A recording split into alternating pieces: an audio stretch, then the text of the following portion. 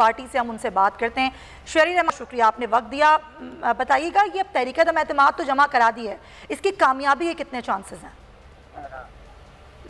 دیکھیے تحریک عدم اعتماد سے سب کو اندیا اس کا کہ یہ آ رہی تھی۔ ہم نے کہا بھی تھا کہ ہم اپنی عوامی لانگ مارچ کے بعد اس کو فوری طور پر پیش کریں گے۔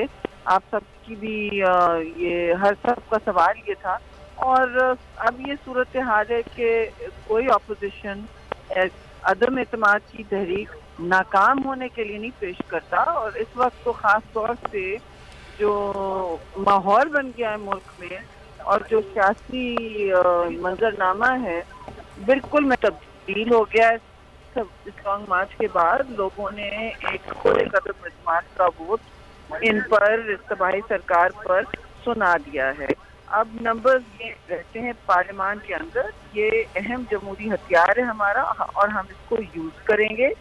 اس ہتھیار میں بہت سارے لوگ ان کے اپنے جو ہیں ساتھ دینے جا رہے ہیں کہ یہ اپنے ہنستے جانے سے شرمندہ ہیں۔ اب 3.5 سال کی ان کی اتنا برا ریکارڈ ہے کہ مسئلہ اب یہ بنتا جا رہا ہے۔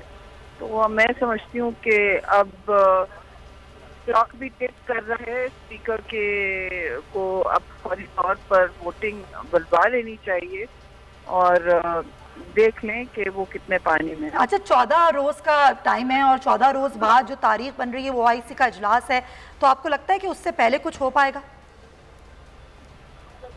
دیکھیے روایت پارلیمانی تو یہ نہیں لیے جاتے، کبھی ایسا ہوا نہیں ہے، مگر لگتا ہے اس وقت اتنی بوکھلاہٹ کا شکار ہیں کہ کچھ بھی کرنے تیار ہیں، اور سڈنلی یو کیناٹ سے کہ ہم OIC کا اجلاس کر رہے ہیں۔